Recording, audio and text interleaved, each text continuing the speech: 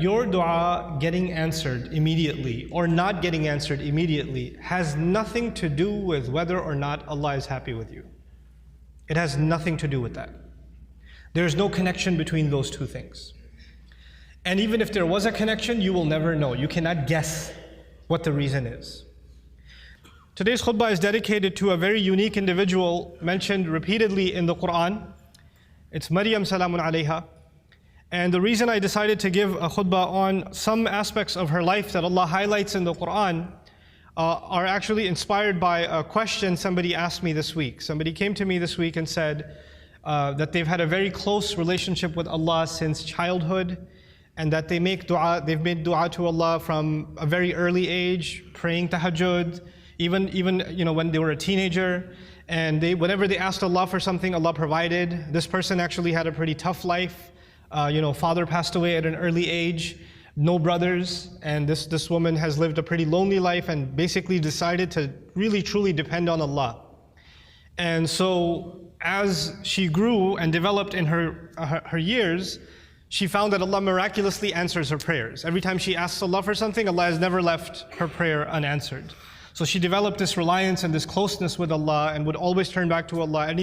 She needs something, she goes and prays 2 rak'ahs and she makes dua to Allah. So a really beautiful connection she had with Allah. But where did the question come from? The question came from a fact that more recently she went through quite a series of very unexpected difficulties in life. And she decided that she's going to increase her ibadah to Allah and increase her du'as because her problems have also increased. So you figure the more your problems increase, the more you're going to ask Allah to help you solve your problem. And so she does that, and she prays like she's never prayed before, fasts like she's never fasted before, begs Allah, cries to Allah, sheds tears before Allah like she's never done before, but the problems keep getting worse. They don't get any better. And she starts thinking to herself, maybe Allah is not happy with me, because before I used to pray and everything used to get answered. I've never had this problem before. Every time I had a need, I turned back to Allah and Allah solved my problem. But now I'm making dua after dua after dua, and I continue to beg Allah, and my problems are not getting solved, they're only getting worse. What could possibly be the reason? And in her mind, the reason was, I must have done something wrong. Allah must no longer be answering my prayers because somehow I've been disqualified. I'm not in Allah's good books anymore.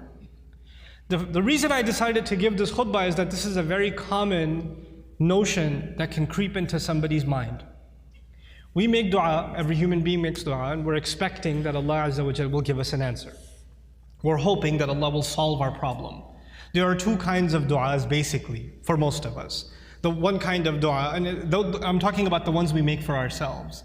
One kind of dua is we want a problem that we have right now to be solved.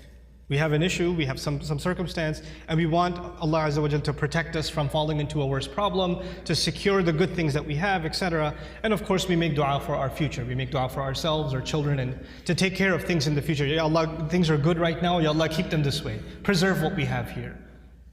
These are the kinds of duas that we make for ourselves. The thing that I wanted to highlight, and I've talked about this in another khutbah, but today's khutbah is slightly different, on a slightly different note, and that's why I chose Maryam salamun alayha. But the first thing I wanted to highlight is a quick reminder to all of you, is that your dua getting answered immediately or not getting answered immediately has nothing to do with whether or not Allah is happy with you. It has nothing to do with that. There's no connection between those two things. And even if there was a connection, you will never know. You cannot guess what the reason is. You have the case of Nuh alayhi salam, who was a very loving father. He made da'wah, he invited his people to Islam for 950 years. Can you imagine? You think he made dua for his son? You think he made dua for his wife? All those years? Or he didn't care about them? Someone who cares so much about his nation, they spit on him, they insult him, and he goes back to them and makes dua for them 950 years. You think he ignored his own son, his own wife? All those years of dua, and they didn't change. Isn't that the case? Does he blame himself? Yeah, maybe I didn't do something right. Or maybe Allah stopped listening to me. The reason I'm starting with that is people that were much better than we are, much better than we are, they also had similar problems. There are parents in the audience that make dua for their kids. and they see that their children are going away from the religion. They're going down a dark path, and they can't control it. And they're making dua for them. And they're not seeing that their dua is being answered. And now they're getting frustrated. Is there something wrong with me? Why isn't Allah answering? Well, you're not the first one to be put in that position. Our Messenger ﷺ made lots of dua. You don't think he made dua for his uncles? His family? You don't think he considered Abu Lahab when he made dua for guidance? And if he did, despite all of that loving dua, Allah Azza wa Jalla himself tell him, إِنَّكَ لَا تَهْدِي مَنْ أَحْبَبْتَ. You don't get to guide who you love. You know, there are people among us, there are children among us who wish their parents or their elders were acting in a more guided way. I've met so many young people whose parents are in a haram, explicitly haram business. And the children, the son and the daughter is trying to tell the father and the mother, please get out of this. We're dependent on you, you're paying my college tuition, you're providing for us, but you're providing for us from haram income. And I'm not in a position to provide for the family right now, but this is wrong. And then they're told you're being disrespectful, you shouldn't talk back to your parents, etc., etc. Now, it's the flip side. It's the children making dua for the guidance of their parents. But things aren't changing. Things are where they were. These frustrating situations happen. And then on top of that are situations like health calamity. Not just family problems, but health calamity.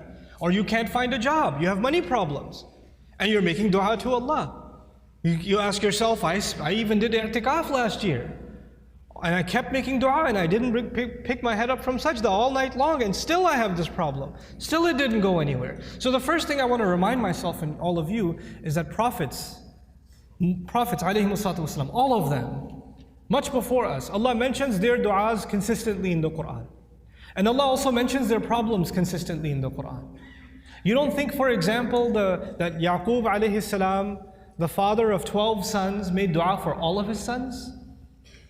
And especially for his son Yusuf, when he lost his son Yusuf, you don't think he made dua for Yusuf's safety, that Yusuf should come back home, that he could look at his beautiful son once again? We know that he cried so much he lost his eyesight. Ibiyaddat aynahu. He lost his eyes over crying over his son. And all of those du'as for so many years go unanswered, and then eventually they get answered. You don't think that the mother of Musa alayhi salam, when she put her baby in the water and the river just takes the basket away, the basket could flip over any time. And how do you know the basket is waterproof? How do you know it's not going to leak? How do you know it's not going to hit a rock and it's done? You know, you're throwing something in a river. It's not a joke, it's a baby in a river. You don't think that mother is making dua to Allah? And notice the difference. In that case, in the case of Musa's mother, she makes dua to Allah, and a few hours later, she's reunited with her son. Just a few hours later. By the time the baby is hungry for the next meal, he's back with his mother. And in the other case, with the case of Yusuf alayhi salam, he was separated from his father. But he wasn't reunited with his father for many years. For many, many years. We are going to go through difficulty in life. And all of our problems are not going to be solved because we made a dua to Allah. Understand the reality of dua. What is the purpose of dua? We often confuse dua with talab. Talab in Arabic means to ask for something, to demand something. Dua means literally to call. That's what it means. Da'awtukum, I called you, I invited you, I cried out to you. This is dua.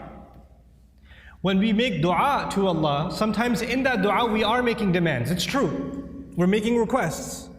But we should never forget that all of those requests, you know what they are at the end of the day? It's a humble slave of Allah turning back to Allah and begging Allah to help him with whatever problem. But it's more than Allah solving your problem. It's just the act that you communicated with Allah that's the most valuable thing.